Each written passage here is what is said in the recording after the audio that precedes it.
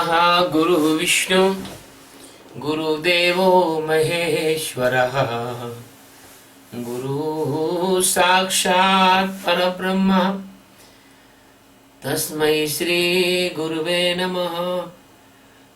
ध्यानमूलं गुरुमूर्ति पूजामूलं गुरुपदम् मंत्रमूलं गुरुर्वाक्यं मोक्षमूलं गुरुकृपः। सद्गुरु भगवान की जय, स्वामी जी महाराज की जय। शिवोहम। आज गीता के 10वें अध्याय का 29वां श्लोक है। इस श्लोक में भगवान अनंत आदि विभूतियों का कथन कर रहे हैं। अनंतश्चास्मि नागानां वर्णो यादसामहं पितॄणाम् अयर्मा चास्मि यमा संयमतामहम्। अनंत च अस्मि नागानां वरुणः यादसाम् अहम् पितॄणाम् अयर्मा च अस्मि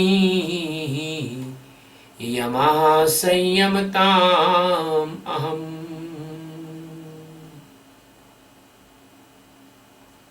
अहम यानी मैं, नागानाम यानी नागों में। सर्प और नाग अलग अलग होते हैं। अनंत यानी शेष नाग और च यादसाम यानी जलचरों का अधिपति। वरुण देवता। अस्मि यानी हूं, च यानी और, पितृणाम यानी पितरों में, अयर्मा अयर्मा नामक पितर, संयताम यानी नियंत्रण करने वालों में, संयम करने वालों में, यम यानी यम देव, अहम यानी मैं, अस्मि यानी हूं। अर्जुन में नागों में शेष नाग हूं, जलचरों में मैं जलचरों का अधिपति देवता वरुण हूं। पितृगणों में अयर्मा हूं, अयर्मा नामक पितर हूं।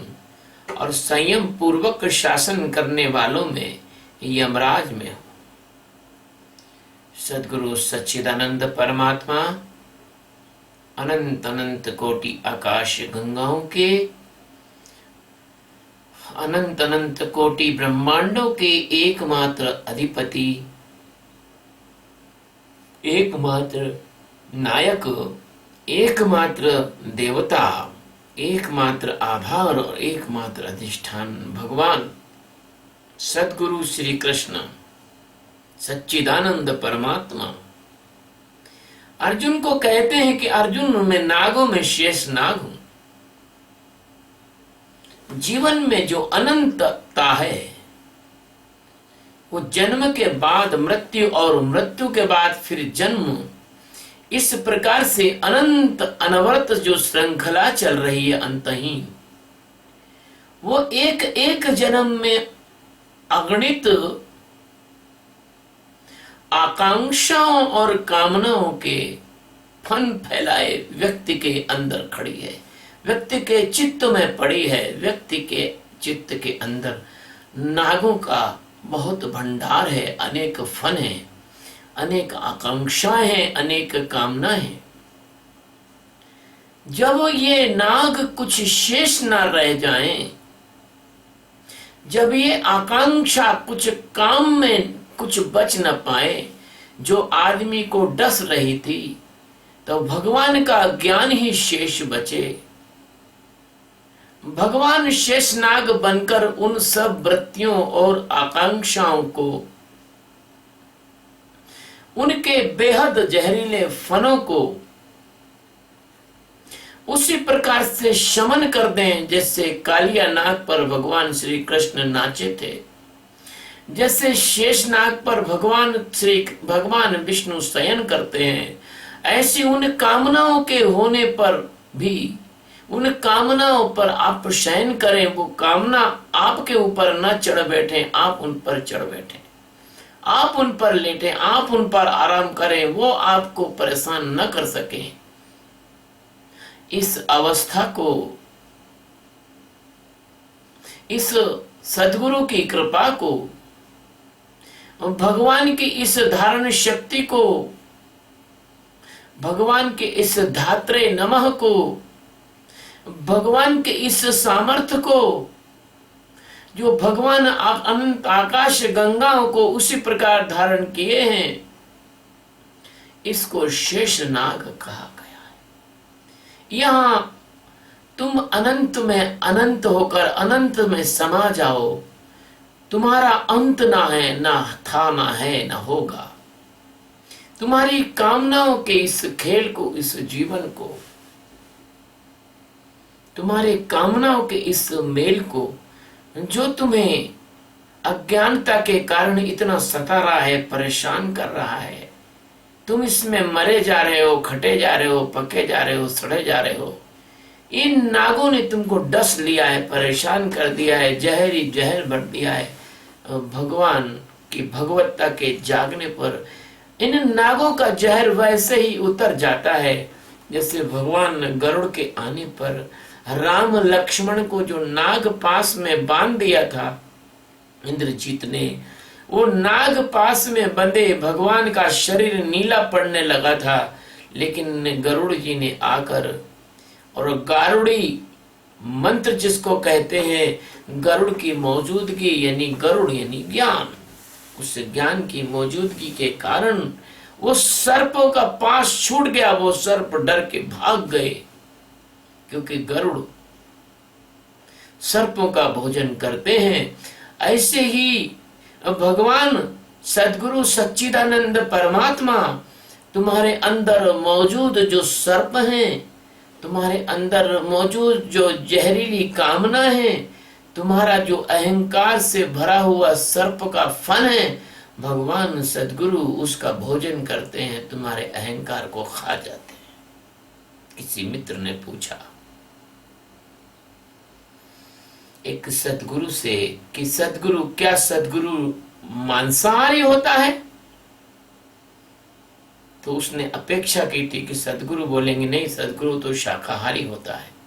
लेकिन सद्गुरु ने एक चौंकाने वाला उत्तर दिया कि हाँ, सद्गुरु मांसाहारी होता है। तो उसने पूछा, आप तो रोज अपने प्रवचन में कहते हैं कि शाकाहार करना चाहिए, सद्गुरु कैसे मांसाहार हुआ? उन्होंने कहा, देखो ये तुम्हारा शरीर कैसे बना है? मांस मज्जा हड्डी से बना है। बोला हाँ। और ये मन क्या है? बोले इस शरीर का निचोड़ है, इस शरीर का एब्स्ट्रैक्ट है। और मन का एब्स्ट्रैक्ट क्या है? बुद्धि है। बोले है। बुद्धि का एब्स्ट्रैक्ट क्या है? चित्त है। बोले है। जैसी मुर्गी के अंडे का या मुर्गी के चूजे का जो लोग शोरबा बना के पीते हैं, ऐसे सद्गुरु तुम्हारे मन बुद्धि चित्त अहंकार का शोरबा बना के पी जाता है, तो वो मांसाहारी हुआ। हालांकि मैं मांसाहार का समर्थन नहीं कर रहा हूं, पर मैं कह रहा हूं कि तुम्हारा यह जो अज्ञान है, इसकी वजह से तुम्हारे अंदर जो ये नाग हैं, इन नाग को भगवान सद्गुरु गरुड़ बन के खा जाते हैं। तुम्हारी कामनाएं, तुम्हारी आकांक्षाएं, तुम्हारी वासनाएं, तुम्हारी ईर्ष्णाएं, तुम्हारी धारणाएं, तुम्हारी वृत्ति, तुम्हारे अंदर डस रहे, तुमको काट रहे, तुमको जैसे किसी के शरीर के अंदर बालों के अंदर जुएं पड़ जाएं तो काटते हैं, जैसे किसी बिस्तर में खटमल हो जाए तो काटते हैं, ऐसे ही तुमको काट रहे हैं और तुम इनके वजह से परेशान हो। कभी यहाँ खो जाते हो, कभी वहां खो जाते हो। तो ये जो नाग हैं, ये डस लेते हैं तुम्हें, तो तुम जन्म मरण में चले जाते हो। कोई क्रोध का नाग डस लेता है, कोई क्रोध का नाग डस लेता है। जैसे तुमने गजेंद्र मोक्ष की कथा सुनी होगी। गजेंद्र, गज और मगर दोनों लड़े जल के भीतर। उनके अंदर एक क्रोध का नाग था। उस क्रोध के नाग ने उसको दोनों को डसा था, और उन्होंने उस हिसाब से जन्म लिए थे बैर चुकाने के लिए। ये क्रोध के नाग, ये काम के नाग, अनेक अनेक प्रकार की काम वासनाओं के नाग, अनेक अनेक प्रकार की मादाओं के प्रति आकर्षण के नाग, अनेक अनेक प्रकार के मकानों को बनाने की कामना के नाग, अनेक प्रकार की बस मोटर गाड़ियां और ये इत्यादि हवाई जहाज और पानी के जहाज और स्टीमर में घूमने की कामनाएं, अनेक अनेक प्रकार के भोजन खाने की इच्छाएं, ये जितनी जितनी इनकी कहानियां हैं बड़ी अनंत हैं। और इन अनंतों में, इन अनंत यात्राओं में, इन अनंत नागों के जहरों में, इन अनंत नागों के मरने के तरह तरह के तरीके में, एक नाग है वो फुंकार देता है तो आदमी अंधा हो जाता है और मर जाता है। एक नाग है जो काट लेता है तो आदमी पलट नहीं पाता, मर जाता है।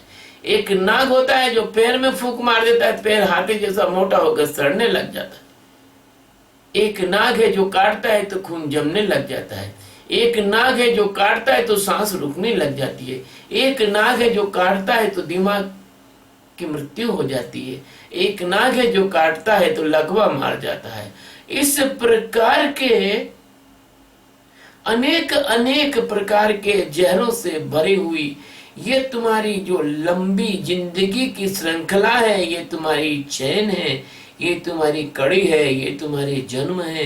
इन अनंत जन्मों में अनंत नागों के तुम द्वारा डसे गए हो।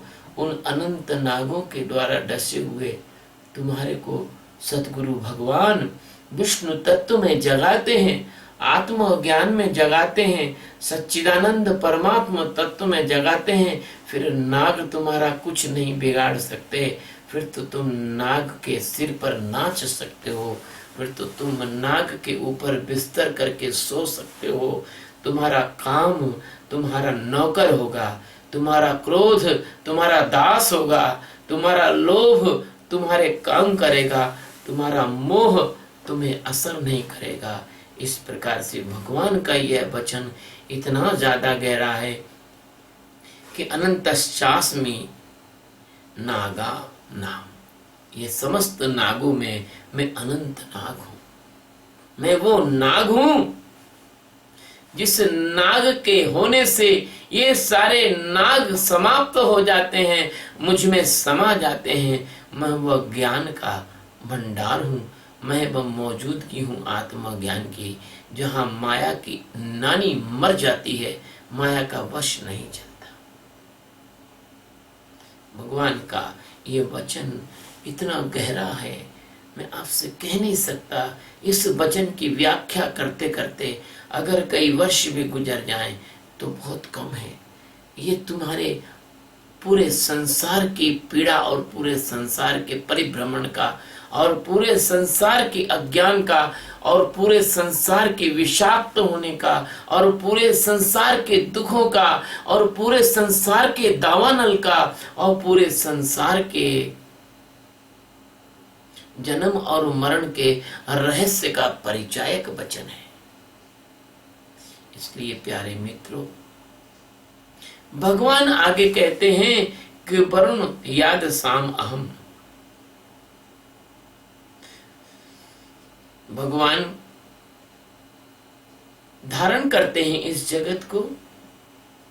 भगवान जैसा सामर्थ्य दूसरे में कहां है। उनके एक एक रोम में अनंत अनंत ब्रह्मांड बसे हुए।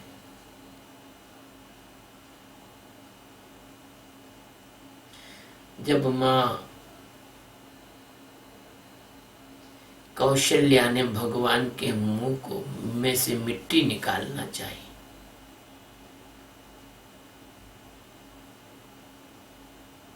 भगवान से कहा मुंह फाड़ो, भगवान ने मुंह फाड़ा। मां देखकर अचंभित हो गई। सूर्य चंद्र तारे नक्षत्र आकाश गंगाएं भगवान के मुंह में उसे दिखाई दिया।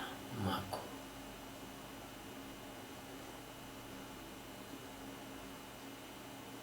जब मार्कंडे ऋषि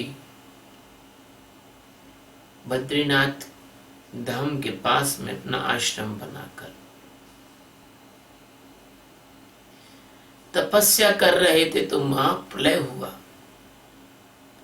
भगवान मार्कंडे का आश्रम डूब गया। वो तैरते तैरते एक ऐसे स्थान पर पहुंचे जहां एक छोटे से टीले के बीचों बीच में एक बट का वृक्ष था। उस बट के वृक्ष के पत्ते पर एक बालक मुंह में अंगूठा लेकर चूस रहा था।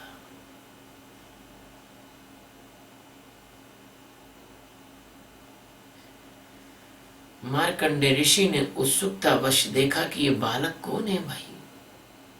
इतना बड़ा प्रलय हो गया, सब जीव जंतु डूब गए, सब मर गए, ये बालक कौन है? इसके चेहरे से विलक्षण चमक है। बटस्य पत्रस्य पुटेश्यानम बालम मुकुंदम मनसा स्मरामि। भगवान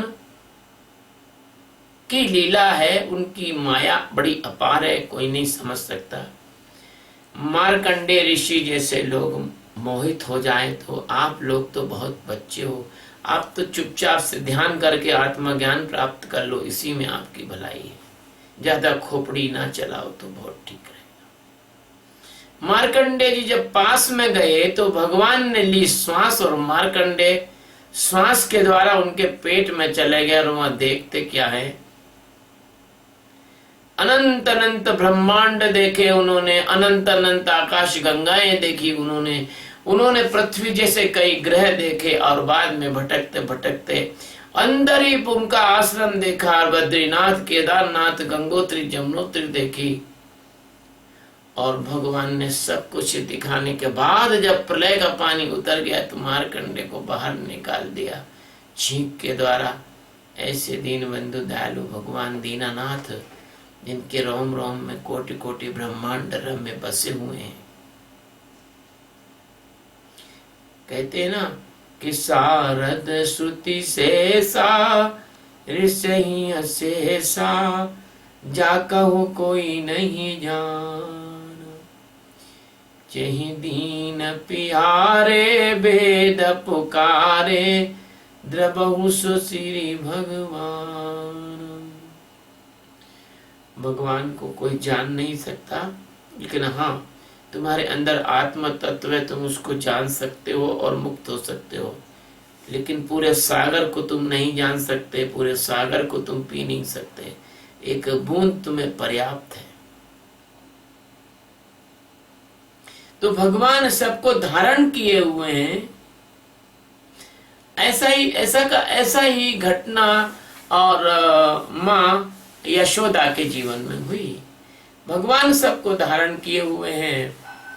तो वरुण जल में, भगवान कहते हैं कि जल में जितने भी जीवात्मा रहते हैं और उन सब जीवात्माओं का अधिपति मैं वरुण देवता। आप सोच नहीं सकते, ये जल के अंदर जो जीवात्मा रहते हैं इनके बारे में अभी पूरा कोई नहीं जानता। अभी रिसर्च चल रही है, नई नई स्पेसीज मिल रही हैं। अरे बाबा, अभी तो बरमूडा ट्रायंगल के बारे में भी लोग ज्यादा नहीं जानते हैं, लेकिन हमारे शास्त्रों में बरमूडा ट्रायंगल के बारे में आया है। अब ये वैज्ञानिक चूंकि अहंकारी हैं, पाश्चात्य वैज्ञानिक हमारी देश की संस्कृति का सम्मान नहीं करना चाहते। उनका तो ये सिद्धांत है कि वो जो कहते हैं बस वही ठीक है, बाकी सब कोई कहता है वो ठीक नहीं। तो बरमूडा ट्रायंगल में जो हवाई जहाज और पानी के जहाज गायब होते हैं उसके विषय में रामचरितमानस में आया है। सुंदरकांड पढ़ना, उसमें लिखा है जब भगवान हनुमान जी और समुद्र पार कर रहे थे तब हनुमान जी ने क्या देखा कि निश्चर एक सिंधु में रही करिमाया नभ खे खग गही, जीव जंतु जे गगन उड़ाही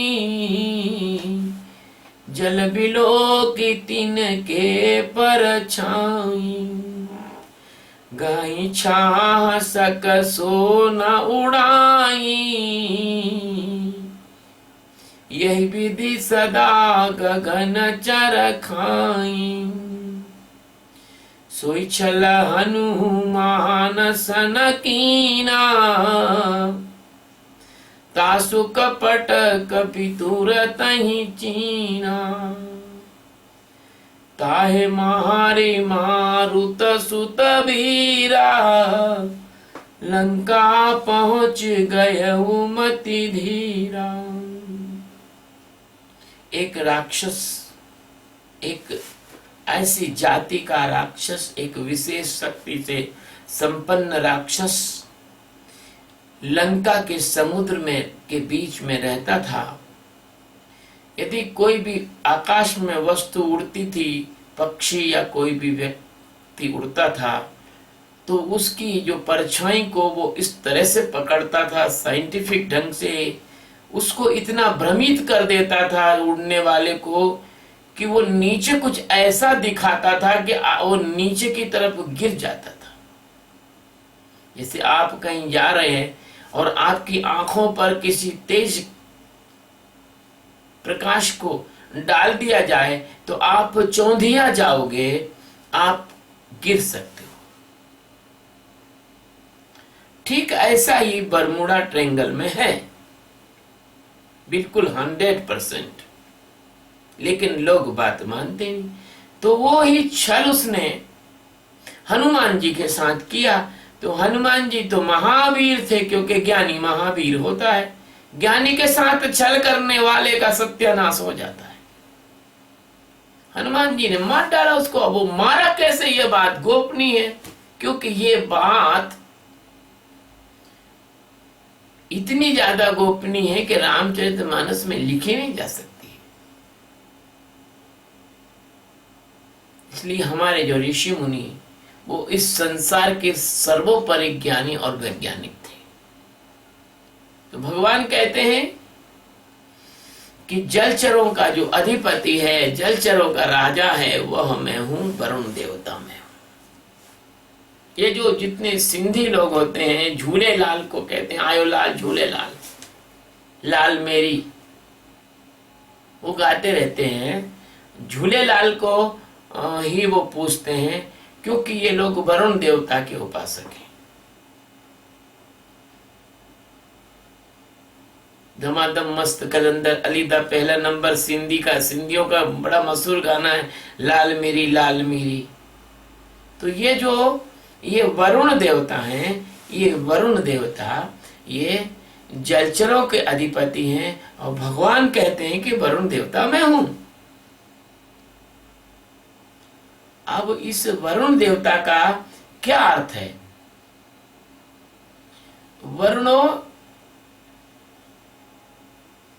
वर्णो याद साम अहम, वरुण धन याद धन साम धन अहम।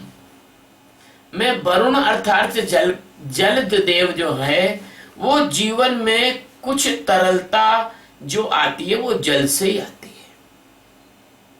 और जीवन में कोई तृप्ति आती है वो जल से ही आती है।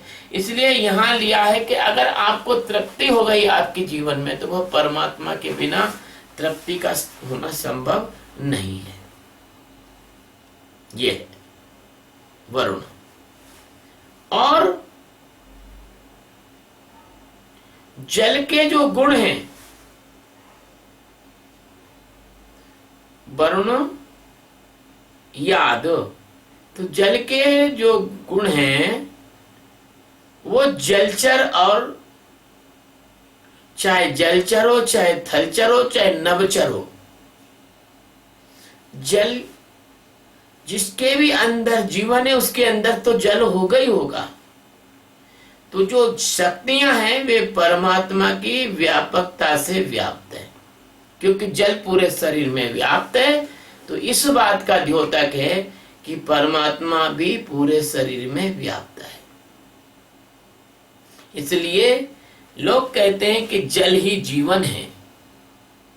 हाँ, कुछ हद तक जल ही जीवन है, पर जल केवल जीवन नहीं है, जल जीवन को आधार देता है, और वायु भी जीवन है, भोजन भी जीवन है, प्रकाश भी जीवन है, आकाश भी जीवन है, अग्नि तत्व भी जीवन है।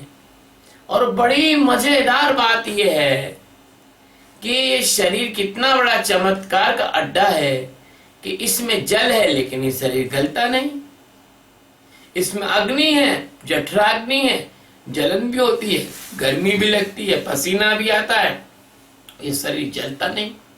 इसमें वायु है लेकिन शरीर उड़ता नहीं, हल्का नहीं होता, गुब्बारे की तरह, क्या हाइड्रोजन भरा गुब्बारा उड़ जाता है। इसमें जल गलाता नहीं, और जो अंदर आग है उसको जल बुझा नहीं सकता। इसमें आकाश है, वो आकाश तत्व इसको हल्का नहीं कर सकता। इसमें परस्पर विरोधी तत्व होने के बाद भी ये शरीर चमत्कारिक रूप से जिंदा है। क्यों जिंदा है? जैसे रिंग मास्टर खड़ा हो तो शेर, हिरण, हाथी सब एक ही लाइन में खड़े हो जाते हैं। शेर की मजाल नहीं है कि हिरण को खा ले, और हाथी की मजाल नहीं है कि शेर को सूंड में पकड़ के फेंक दे। इसी तरह परमात्मा अस्तित्व की जो मौजूदगी है उसके कारण ये जड़ तत्वों का संतुलन है। और भगवान यहाँ यही कह रहे हैं कि जलचरों में का अधिपति मैं वरुण हूं, आप चिंता ना करो। ये वरुण शक्ति जो है अंदर है, यही मनुष्य के जीवों को में ट्रांसपोर्टेशन, शरीर में ट्रांसपोर्टेशन का काम करती है।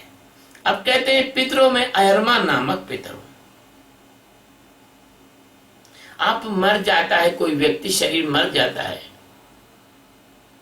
और मरने के बाद उसको अभी अगला जन्म नहीं मिला, वो उसके अंदर का जो सूक्ष्म शरीर और कारण शरीर है, क्योंकि जो व्यक्ति आत्मज्ञानी नहीं होगा वो व्यक्ति निश्चित रूप से मरने के बाद वो भूत के ही जन्म, भूत रूप में जाएगा। इसलिए गरुड़ पुराण में इसका वर्णन जो आता है, क्योंकि तुमने जब तक जिंदा थे तब तक तुमने चिंता नहीं करी अपने आप की, है ना। जैसे धुंधकारी था, वो जब तक जिंदा रहा तब तक वो अपने माता पिता के पैसे को उड़ाता रहा, वैश्यवृत्ति करता रहा, मांस शराब खाता रहा और लोगों को सताता रहा। ऐसे धुंधकारी आप देख लो, हर शहर में, हर गांव में सैकड़ों की संख्या में धुंधकारी मिल जाएंगे। अभी शराब की दुकानों पे जाके देख लो, कितने धुंधकारी शराब पी रहे हैं। मांस की दुकान पे जाके देख लो, कितने धुंधकारी लाइन में लगे हैं मांस खरीदने को। सड़क सड़क, गली गली अंडों के ठेलों में अंडे खा रहे हैं लोग। तो ये जो लोग हैं, इस तरह के जो लोग हैं, ये लोग परमात्मा को क्या प्राप्त करेंगे? ये तो खुद अपने जिंदगी को ही बर्बाद कर रहे हैं। मैं इतना डरपोक कायर नहीं हूं कि जो सत्य को सत्य नहीं बोल सकूं। तो ये जो शराब के अड्डों पर, शराब की दुकानों पर जो लाइन लगा के लोग खड़े हैं, मांस और अंडे खा रहे हैं, ये लोग मरने के बाद 100% ये लोगों को तुरंत जन्म नहीं मिलेगा, इनको लटके रहना पड़ेगा। और उस लोक को जहां मरने के बाद जीवात्मा लटकी और अटकी रहती हैं, उसको पितर लोक कहते हैं। और उस पितर लोक का जो राजा है वो अयरमा है, क्योंकि अयरमा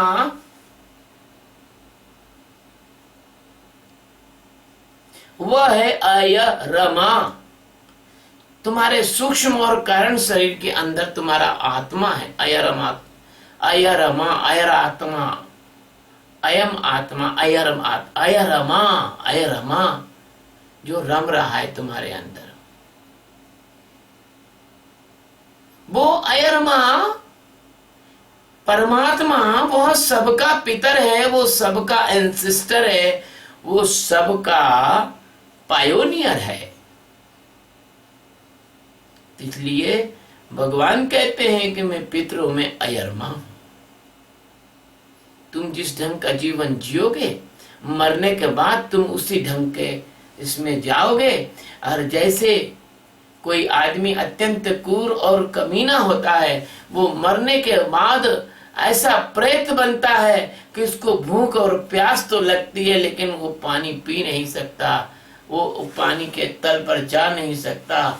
वो ऐसा मरता है जैसे किसी कुत्ते के मुंह में वो बास्केट वाला ढक्कन आता है, वो लगा दो और इसके बाद में उसको डंडे से मारो, बेचारा अपना भौंक सकता, ना काट सकता, कर सकता है। ऐसे मरने के बाद जो लोगों ने इसे दुष्कर्म किए हैं, वो इस तरह से उनकी जो सूक्ष्म शरीर है वो मरुस्थलों में, गर्म स्थानों में भटकते रहते हैं। तरह तरह के उनके जो सूक्ष्म शरीर हैं बहुत तरह तरह की परेशानियों में से गुजर कर, और फिर कहीं बड़ी मुश्किल से कोई उनकी योग्यता अनुसार कुत्ते का, गधे का, बिल्ली का, सुअर का, तोते का, चूहे का, काकरोच का ऐसे कोई जन्म लेते हैं। लेकिन जो लोग अच्छा जीवन जीते हैं, संतुलित जीवन जीते हैं, जीवन में दुष्कर्म नहीं करते और तरह तरह के ये भोजन नहीं करते, सात्विक भोजन करते हैं, सात्विक जीवन जीते हैं, वो लोग सात्विक जन्मों में जाते हैं, मनुष्य के जन्म में जाते हैं, अच्छे अच्छे परिवारों में जन्म लेते हैं। नहीं तो कम से कम इतने अच्छे तो लेते ही हैं कि जहाँ पर इस प्रकार के दुष्कृत्य नहीं होते। लेकिन उनमें से कुछ लोग गाय वगैरह भी बनते हैं और अन्य अन्य अच्छे जन्मों में जाते हैं। तो इस प्रकार से भगवान कहते हैं कि पितरों में मैं अयरमा हूं। और अब आखिरी में बड़ी महत्वपूर्ण बात कह दी उन्होंने कह दिया कि संयम करने वालों में, संयम पूर्वक शासन करने वालों में मैं यमराज हूं।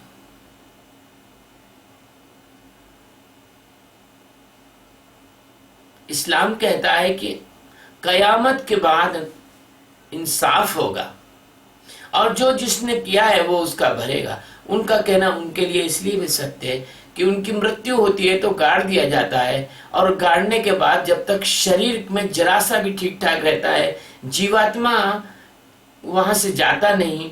ये सिद्धांत है कि हमारे हिंदू धर्म में मनुष्य को इसलिए जलाया जाता है कि वो जीवात्मा देख ले कि जिस शरीर के लिए चक्कर लगा रहा है वो जल गया है, अब उसको उस शरीर से मोह टूटकर अगला जन्म ले लेता है। इसलिए जो इस्लाम में कहा है कि पुनर्जन्म नहीं होता, वो उनके लिए इसलिए सत्य है कि उनकी जो कब्र में जो मनुष्य का उनका शरीर गड़ता है, उस कब्र के ऊपर उनकी सूक्ष्म शरीर चक्कर लगाता रहता है, धीरे धीरे खाल गलती है, फिर मांस गलता है, फिर हड्डी गलती है, और अंत में जब हड्डी भी मिट्टी हो जाती है तब कहीं वो जीवात्मा वहां से जाता है। तो इसलिए जो भगवान कहते हैं कि मैं शासन करने वालों में, संयम से शासन करने वालों में यमराज हूं, तो आप बिल्कुल डरो मत। यमराज से आपको डरने की कोई जरूरत नहीं है, प्रेम करने की जरूरत है। यमराज भगवान है, यमराज न्याय करते हैं, तुम चिंता ना करो, निर्मल हो जाओगे। मरने से मत डरना। मरने से, मर के अगर अज्ञान भी प्राप्त नहीं किया और मर भी गए और यमराज के पास गए तो तुम्हें यमराज बहुत प्रेम और आदर पूर्वक तुम्हें बात करेंगे, क्योंकि तुम स्वामी सच्चिदानंद के प्रेमी हो। यमराज से बिल्कुल डरने की जरूरत नहीं है, मृत्यु से बिल्कुल डरने की जरूरत नहीं है। मृत्यु तो एक उत्सव है, और मृत्यु का देवता, ओहो, वो तो बहुत सुंदर है। ऐसा कहा है कि जिस मरने से जग डरे, मेरे घर आनंद, अब कब मरियो कब होइयो पूर्ण परमानंद। भगवान यमराज के पास जब पहुंच जाओगे मरने के बाद, तो भगवान यमराज तुम्हें आदर इसलिए करेंगे कि तुम किसी ब्रह्मवेत्ता का प्रवचन सुने हो, तुम किसी सदगुरु की छांव में बैठे हो। तुम चिंता न करना। यमराज निर्मलता के देवता हैं, वो अपने पाप और पुण्य कर्मों को दंड देकर तुमको निर्मल कर देंगे, साफ कर देंगे, उज्जवल कर देंगे। वो माँ की तरह होते हैं। इसलिए यमराज से कभी भी नहीं डरना, मृत्यु से कभी भी नहीं डरना। मृत्यु भय की चीज नहीं है, मृत्यु प्रसन्नता की चीज है, प्रसन्नता का अवसर है, क्योंकि मृत्यु होती है शरीर की और तुम शरीर तो हो नहीं। मृत्यु कभी मन बुद्धि चित्त अहंकार की मृत्यु होती नहीं, और वो तो ज्ञान से ही जाता है, ज्ञान से ही वो जाता है। इसलिए संयम पूर्वक भगवान कहते हैं कि जो व्यक्ति संयम पूर्वक जीवन जीता है,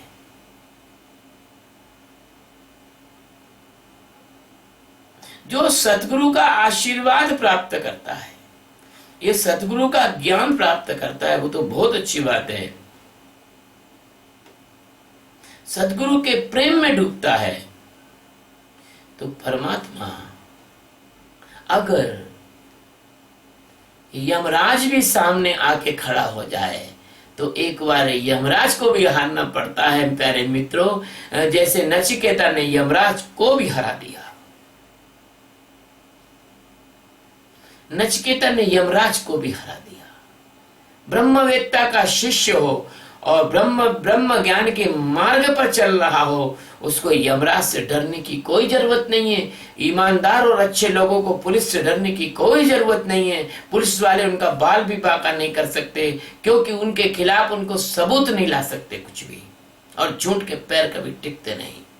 और वो ऐसे आज के पुलिस वालों जैसे भी नहीं है यमराज। तो यमराज रिश्वत नहीं लेते हैं, यमराज झूठे सबूत इकट्ठे नहीं करते हैं, यमराज निर्दोषों को पकड़ते नहीं, फंसाते नहीं। यमराज जैसा न्यायकारी कोई नहीं। इसलिए जो मेरा शिष्य है वो मृत्यु और यम से नहीं डरेगा। और भगवान कहते हैं, अरे चिंता क्यों करते हो, मैं यम हूं। इसलिए सच्चिदानंद परमात्मा सद्गुरु भगवान की जय, स्वामी जी महाराज की जय, शिवोहम। प्यारे मित्रों, ये वीडियो जो हैं YouTube पे डाले जाएंगे।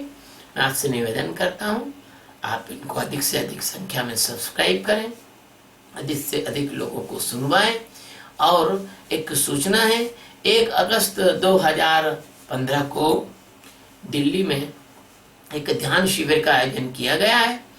यदि आप इस ध्यान शिविर में भाग लेना चाहें तो सत्यबोध प्रेमानंद के फेसबुक की वॉल पर और स्वामी वेदांतानंद के फेसबुक की वॉल पर इसकी सारी जानकारी है, और आज मैंने भी शेयर किया है मेरी वॉल पे, तो आप उसको पढ़ लें और थोड़ा जल्दी करें, क्योंकि संख्या पूरी होने वाली है और बहुत कम सीट बची है, बट लिमिटेड सीट से इस ध्यान शिविर की शो